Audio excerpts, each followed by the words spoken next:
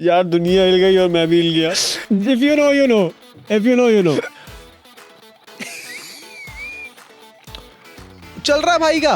क्या कर क्या रहे हो भाई तुम? भाई दिखाओ ना कि मैं दुखी हूँ। As a IPL fan, CSK fan, not a good news होगी। मेरे को और- कुछ वाला पड़ेगा। नाचते हुए देखेंगे तो क्या। जब देंगे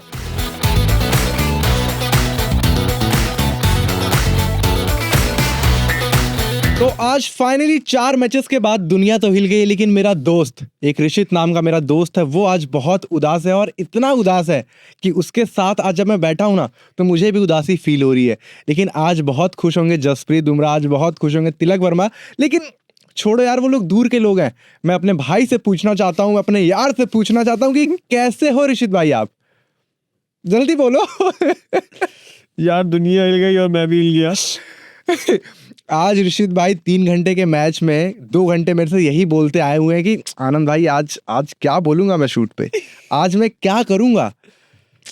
यार देखो, जहाँ पे आज तारीफ करने की बात आएगी वहाँ तारीफ करेंगे, बट आप ना हीरो और विलन पहले ही बता देते हैं, क्योंकि लास्ट जब हमने बैक रिपोर्ट करी थी वहाँ पे हीरो विलन वाला कॉन्सेप्ट हम भूल गए थे बताना। और मैं चाहता हूँ कि वो परंपरा जारी रहे। तो पहले अपना हीरो बताओ, फिर अपना विलन बताओ, फिर मैं आपको बताऊंगा कि मेरा हीरो। मेरा हीरो है भाई नमनदीर।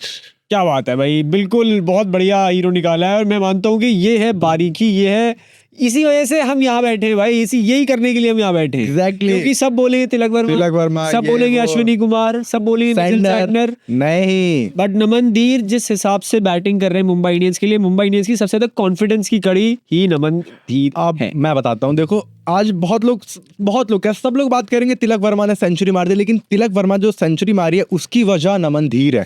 क्योंकि 2 विकेट मुंबई इंडियंस की बहुत जल्दी गिर गई थी, लगा कि भाई मुंबई इंडियंस आज भी बिखर जाएगी, लेकिन वो बंदा आया, एक एंड को संभाला, तिलक वर्मा को फ्रीडम दी ताकि वो अपने शॉट्स खेल सके, क्योंकि उनके बैट से बॉल कनेक्ट नहीं हो रही थी। लेकिन उन्होंने आके पूरा टाइम दिया, क्योंकि एक एंड से शॉट मारते रहे, रन रेट को मेंटेन करके रखा। और उसके बाद जब वो आउट हुए तब उनको पता चला कि अब मेरे को अपने ऊपर लेना पड़ेगा, और तिलक वर्मा ने उसके बाद अच्छी बैटिंग करी। तो मुझे लगता है, और केवल आज ही नहीं, लास्ट मैच में भी हमने देखा था कि नमनदीर ने बहुत क्रेजी बैटिंग करी थी, सेंचुरी मारी थी, हाफ सेंचुरी मारी थी। आज भी करीब जाकर हाफ सेंचुरी से रहेगा, बट ये एक बहुत फाइन नॉक थी और बहुत लोग इस पे ध्यान नहीं देंगे, बट आपको देना चाहिए। नमनदीर, यू आर ब्यूटी मैन। भाई मुंबई इंडियंस की सबसे बड़ी कड़ी है नमनदीर। इस समय नंबर 3 पे आप भेजो, नंबर 4 पे आप भेजो। इस बंदे को स्पिन खेलनी आती है, पेस खेलनी आती है, इसे पता है कब एक्सेलरेट करना है, कब शॉट्स मारने हैं, and that is what we saw. अगर आज मुंबई मैच हार जाती है ना, मैं सच बता रहा हूँ, मैं अपने विलन तिलक वर्मा को बनाता हूँ। और मैं बहुत स्पेसिफिक रीजन बता रहा हूँ, जो आपने 22 बॉल में 19 रन बनाए ना, वो 22 बॉल बहुत इंपॉर्टेंट, बिल्कुल। क्योंकि लोग ये बोल रहे थे कि इस टाइम पे रदरफोर्ड को आना चाहिए था, वो फॉर्म में है, वो 22 बॉल को बहुत अच्छे से यूटिलाइज करते और शायद से टारगेट 220-230 बन सकता था मुंबई इंडियंस का। 200 तो चेजेबल था, 200 चेजेबल था। अगर वो टॉप 3 चल जाती जीटी की, 200 बहुत इजीली चेजेबल था। तो वो तो लक की बात है कि आज तिलक वर्मा ने सेंचुरी में मार दी और मुंबई मैच भी जीत गई, वरना तिलक वर्मा को पकड़ लिया था विलन के लिए। बट अगर आप इनडायरेक्टली लोगे, मेरे भी हीरो नमनदीर और मिचेल सैंटनर है, क्योंकि मिचेल सैंटनर ने भी बॉलिंग बहुत तगड़ी करी, उन पे भी सवाल उठ रहे थे। मैं ही उठा रहा था कि भैया इनको टीम में क्यों रखा हुआ, ये बल्लेबाजी नहीं कर पा रहे, बॉलिंग में से भी विकेट नहीं ले पा रहे, विल जैक्स को लेकर आओ। But any how he came back stronger. Catch भी बहुत अच्छा लिया था नमनदीर ने। नहीं, नमनदीर ने नहीं, मिचेल सैंटनर ने कॉटन बॉल जो लिया था वो भी काफी इंपॉर्टेंट था, नमनदीर का भी बहुत इंपॉर्टेंट था।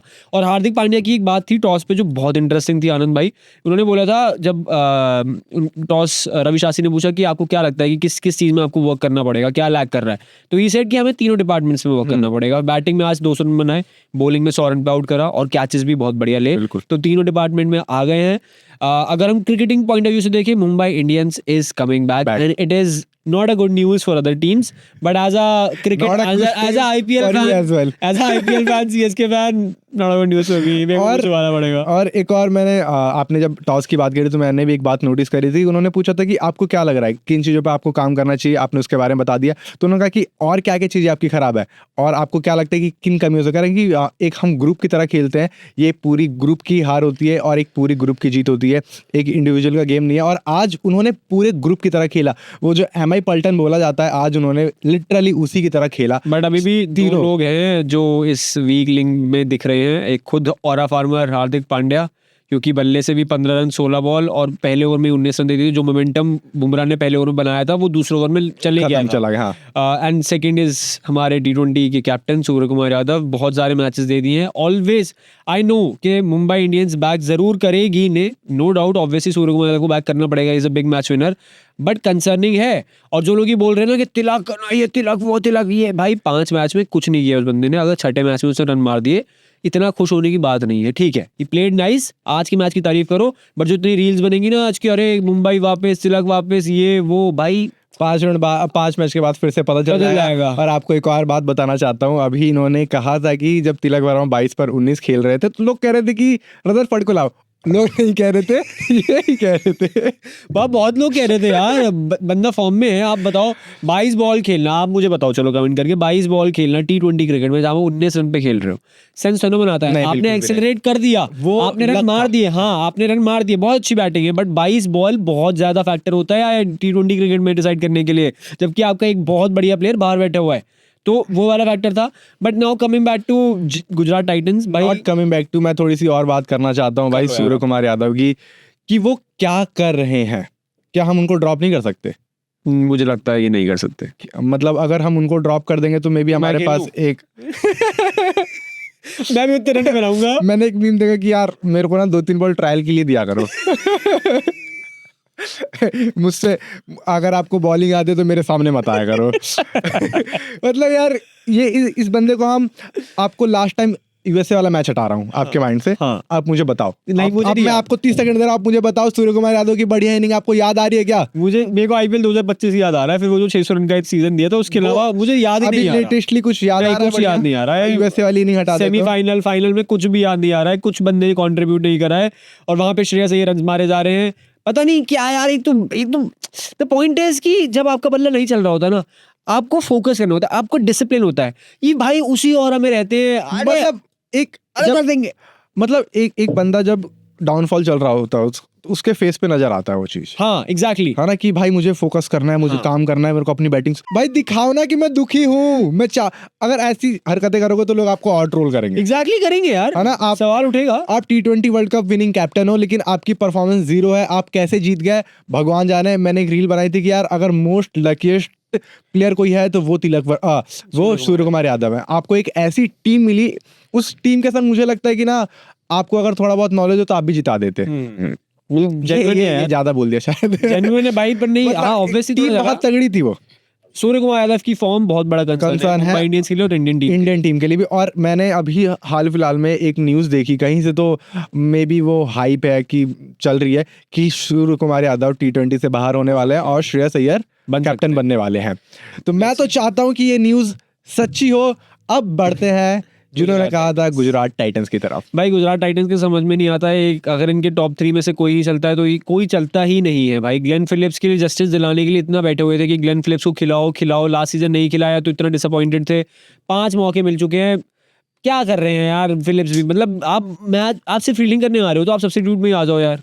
आप बॉलिंग नहीं कर रहे हो, आप बैटिंग नहीं कर पा रहे हो, आप पे इतना रिस्पॉन्सिबिलिटी है कि अगर टॉप 3 नहीं चल पा रहे हैं, मैं मानता हूँ ठीक है, नहीं होता दिन यार, गिल का नहीं था दिन, बटलर का नहीं था दिन, साइड का नहीं था दिन, ठीक है। अब हर रोज आपके 3 ही प्लेयर थोड़ी चलेंगे, 11 लोग हैं आपकी टीम में, तो बाकी लोग क्या करने आए हैं? शाहरुख खान क्या कर रहे हैं इतने टाइम से? क्या कर रहे हो कमेंट बताओ, क्या कर क्या रहे हो भाई तुम?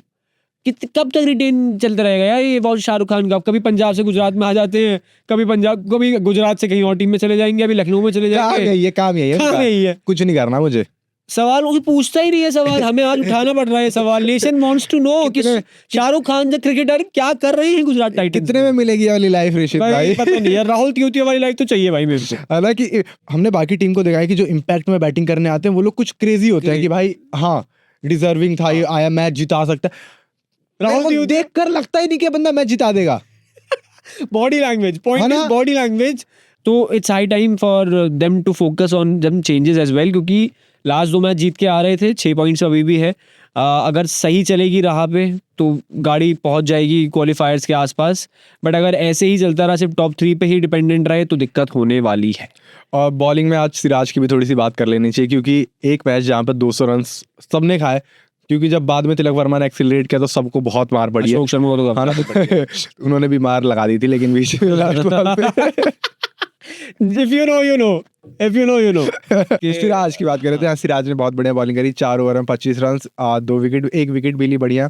और उस समय पे जहाँ पे तिलक वर्मा अच्छी बैटिंग कर रहे थे, तो सिराज को भी हमको काउंट करना चाहिए कि मियां मैजिक इज बैक। वो आ गए हैं। हाँ, 4 ओवर 25 रन अच्छा वो था इकोनॉमी। रबाडा ने भी अच्छी बॉलिंग, रबाडा ने बहुत जो मुंबई के लिए ऊपर से वो बिल्कुल ऐसे था कि कमर तोड़ दी। आप कॉटन बोल्ड करके जा रहे हो, क्विंटन डीकॉक को, नए डेब्यूटेंट को आउट किया आपने, दानिश फिर सूर्य कुमार यादव का बिल्कुल बैट एंड पैड के बीच में बोल्ड, तो तीनों विकेट अच्छे विकेट थे। पावर प्ले में बिल्कुल कमर तोड़ दी थी मुंबई इंडियंस की, क्योंकि जिस हिसाब से बैटिंग कर रही थी ऐसा लग रहा था कि शायद से 150 पे ऑल आउट हो जाएगी। बिल्कुल, वो अलग बात है कि तिलक वर्मा 13-12 ओवर के बाद चल गए जैसा था। But Rabada, Siraj and Ashok Sharma and प्रसिद्ध कृष्णा, ये चारों बहुत लीथल बॉलिंग लाइनअप है। बॉलिंग में कोई गलती नहीं है गुजरात टाइटंस की। एक बात आज भी यही मैं बोलना चाहता हूँ कि अगर फिलिप्स बाहर हो जाते हैं, होल्डर अंदर आ जाते हैं, तो आपके पास एक और फास्ट बॉलिंग ऑप्शन हो जाएगा गुजरात टाइटंस। तो प्लीज आप उस पर काम कर सकते हैं। बैटिंग थोड़ी सी मेरे को उनकी बहुत ज्यादा कंसर्न नहीं लगती है। ये बस के दम पे है यार। अब ये नेक्स्ट मेगा ऑक्शन में या ऑक्शन में इन्हें सेंसिबल मिडिल ऑर्डर लेकर आना है, इन्हें जरूरत है उस चीज की। और इंडियन कोर पे फोकस करें। शाहरुख खान, तियोतिया को बाहर बिठाओ, आप लेकर आओ एक रिलायबल रणजी का प्लेयर जो मैच चलाना जानता हो यार, जिसमें इंटेंट दिखे भाई, एटलीस्ट आपको इंटेंट। जब डेविड मिलर था आपकी टीम में तो पता था कि चलो डेविड मिलर खड़ा हुआ है नीचे। हाँ, अगर आपको 30 पे 70 चाहिए तो मे बी वो आके रन्स मार सकता है वो। पर अभी इस कॉन्ट्रीब्यूशन में ये है कि मुझे पता है कि जब ये 3 विकेट गिर गए ना, जब गिल आउट हो गए थे, मैं समझ गया था कि भाई गया मैच। चाहे वॉशिंगटन कितने भी रन मार ले, वो 200 रन तो चेज नहीं कर पाएगा। गिल, बटलर और साई का ही मैच था ये। तो यही चीज गुजरात को ध्यान में रखनी पड़ेगी एंड उस पे वर्क करना पड़ेगा। बाकी थोड़ा कल के मैच के बारे में बात कर लेते हैं। Delhi Capitals versus Sunrisers Hyderabad. Sunrisers Hyderabad जीत कर आ रही है सीएसके से, दिल्ली कैपिटल्स भी जीत कर आ रही है आरसीबी से। और आरसीबी को घर पे हराना is a big thing. Chennai को हराना इसमें कोई बड़ी बात नहीं है बट फिर भी ठीक है, हम बात करना चाहेंगे। कल का मैच इंपॉर्टेंट है दोनों टीम्स के लिए। विनिंग रो पे दिन रहना चाहेंगी दोनों टीम्स। क्या लग रहा है कल का क्या होने वाला है? कल का मुझे लग रहा है कि मैच हमको एक क्रेजी मैच तो देखने वाला मिलेगा, क्योंकि उधर अभिषेक शर्मा फॉर्म में आ गए हैं, उधर आपके फॉर्म में आ चुके हैं केएल राहुल। अपने बर्थडे के दिन उन्होंने बढ़िया हाफ सेंचुरी मारी थी। और लेकिन देखा जाए तो अभिषेक शर्मा के अलावा और रन्स नहीं आ रहे हैं। ईशान किशन का बल्ला नहीं चला था लास्ट मैच में। उनका मतलब मैं बहुत टाइम से उनको फॉलो कर रहा हूँ, देख रहा हूँ उनकी बैटिंग, और ये इनकंसिस्टेंसी उनकी रेगुलर रहती है। एक 70 मारेंगे, फिर अगले में 0, अगले में 10। तो ये चीज पे मेरे को लगता है कि क्योंकि आप कैप्टन हो, और मैंने ये न्यूज भी सुनी कि पैट कमिंस वापस आ चुके हैं, तो कैप्टेंसी कौन करेगा? PAT Cummins. मुझे लगता है कि पैट कमिंस खेलते हुए दिख सकते हैं। बहुत बड़ा एडिशन होगा। कौन बाहर बैठेगा ये बहुत बड़ा सवाल होने वाला है सनराइजर्स हैदराबाद के लिए, क्योंकि 2 मैचेस जीत कर आ रही है सनराइजर्स हैदराबाद। तो वो विनिंग, और बॉलिंग का जो कंसर्न था वो भी खत्म कर देगा। मुझे लगता है कि प्रफुल्ल हिंगे शायद से बाहर बैठते दिख सकते हैं। आई फील बिकॉज एक तो भाई आपने पहले मैच में परफॉर्म कर लिया, बढ़िया था। दूसरे मैच में आपने उतने रन खाए, तो शाकिब हुसैन को आप बाहर नहीं बिठाओगे, बढ़िया फॉर्म में। ईशान मलिंगा अभी भी बहुत बढ़िया फॉर्म में, लास्ट में उन्होंने ही बिल्कुल विकेट्स लिए थे। देन आपके पैट कमिंस आ रहे हैं, पैट कमिंस आ जाएंगे। आपके पास स्पिनर्स जो चल रहा है, शिवांग कुमार बढ़िया है। तो सेंसिबल बॉलिंग बन जाएगी अगर पैट कमिंस इसमें आ जाते हैं। बाकी दिल्ली कैपिटल्स को थोड़ा सा वर्क करना पड़ेगा। रिजवी की हमने बात करी थी बहुत कि चलेगा, 2 मैचेस में चले थे, 3 मैच में कुछ नहीं चल रहा है। देन अगेन निशंका बहुत आउट ऑफ टच लग रहे हैं, नहीं चलते। इनकंसिस्टेंसी वाली बात है। टॉप ऑर्डर थोड़ा सा अभी ऊपर नीचे चल ही रहा है दिल्ली कैपिटल्स का। डेविड मिलर स्टब से भरोसा है मुझे। South African chokers who never choked वाली चीज पे, बट स्टिल टॉप ऑर्डर को करना पड़ेगा कल फायर। मुझे भी लगता है कि अगर वो लोग बैटिंग करते हैं या बाद में खेलते हैं, तो अगर आप केएल राहुल के रन्स आ रहे हैं 2-3 मैचेस से, क्योंकि जब केएल राहुल फॉर्म में आते हैं तो लगातार रन्स मारते हैं, तो केएल राहुल रन्स मार रहे हैं। पथुम निशंका की इनकंसिस्टेंसी वाली बात हमने करी, अगर वो फॉर्म में आते हैं दिल्ली फिर से स्ट्रांग बन जाएगी। और अगर रिजवी वही शुरुआत के 2 मैचेस वाली फॉर्म वापस आ जाती है तो दिल्ली और स्ट्रांग हो जाएगी। बाकी दिल्ली की जो बॉलिंग है वो अभी भी बहुत स्ट्रांग है, क्योंकि आरसीबी के चिन्ना स्वामी ग्राउंड में अगर आप 175 के आसपास रोक दे रहे हो तो भाई that's a very good thing भाई। वही और लुंगी एनगीडी की बॉलिंग कमाल की कल भी मुझे लग रहा है कि शायद से हमारे मैच की हीरो रंगीडी ही बनेगी। दिल्ली कैपिटल्स को ही रूट कर रहा हूं मैं, क्योंकि उस बंदे को नहीं पढ़ पा रहा है कोई। उस बंदे की स्लोअर यॉर्कर आ रही है, स्लोअर फुल टॉस आ रही है, नहीं पढ़ पा रहा है। आई डोंट नो कि फॉर व्हाट रीजन। अगर टिम डेविड जैसा प्लेयर जो हिटर है प्रॉपर, वो भी नहीं पढ़ पा रहे, जितेश शर्मा नहीं पढ़ पा रहे, कृणाल पांड्या नहीं पढ़ पाए, तो भैया है बात, कुछ नया नया लेकर आए हैं एंगीडी। जितना मतलब this is the first season जहाँ पे मैं रबाडा की कम बात कर रहा हूँ और एंगीडी की ज्यादा। हाँ, और नहीं आप कर रहे हैं, लेकिन फिर भी इंटरनेट या सोशल मीडिया पर उतनी नहीं हो रही, बट उनकी होनी चाहिए जिस तरीके की वो अपने 4 ओवर बहुत डिसेंट तरीके से डाल के जाते हैं और वो प्रेशर डालती है सामने वाली टीम पर। और हमने केवल ये आरसीबी वाले मैच में नहीं, उससे पहले के मैचेस में भी ये चीज़ हमने देखी है। तो ये तो बात हो गई। तो यार हमने मुंबई इंडियंस वाले मैच का विलन नहीं बताया। विलन बताने की जरूरत नहीं है, वो गुजरात टाइटंस की हमने जितनी बात करी है शाहरुख खान और वॉशिंगटन की, यही सब इन लोगों को ही पता चल जाएगा कि किसकी बात कर रहे हैं। मैं गिल, बटलर और साई सुदर्शन को नहीं छेड़ना चाहूंगा, नहीं चल पाएगा अभी दिन, कोई बात नहीं। हर रोज थोड़ी कोई, बट आप शाहरुख खान जैसे प्लेयर से, तियोती जैसे प्लेयर से जो इतना मौका मिल रहा है, फिलिप जैसे प्लेयर से आप एक्सपेक्ट करोगे और आप पकड़ोगे, फिर आप these are the players that you need to be blamed. ठीक है, बाकी आज की इम्पैक्ट रिपोर्ट यहीं तक थी भाइयों। आपको पता ही है हम दोनों मुंबई के चाहते हैं। अब मुंबई का अगला मैच है चेन्नई सुपर किंग्स से, और चेन्नई का फैन आपको पता है कौन है, मैं। तो 23 तारीख मेरे लिए बहुत इंपॉर्टेंट होने वाली है, आपके लिए भी इंपॉर्टेंट होने वाली है, क्योंकि आप या तो मुझे रोते हुए देखोगे या फिर हंसते हुए नाचते हुए देखेंगे। तो क्या? अगर आपको मुझे रोते हुए देखना है और हंसते हुए भी देखना है तो 23 तारीख आपको मुझे फॉलो करना पड़ेगा इस चैनल पे। मैं आता रहूँगा आपके लिए, आनंद भाई भी आते रहेंगे, जय भाई भी आते रहेंगे। चैनल को सब्सक्राइब करो, वीडियो को पहुँचाओ मुंबई इंडियंस के फैंस तक, कमेंट छोड़ो और प्यार भी जरूर छोड़ो। Bye bye. अगले